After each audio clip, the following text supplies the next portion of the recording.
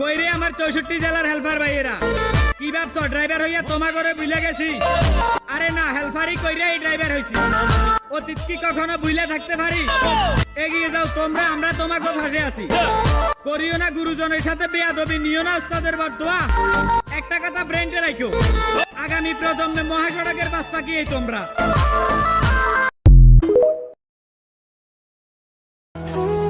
একটা সত্যি কথা কি জানেন? যার টাকা কম তার আত্মীয় স্বজন আর আপন মানুষও কম।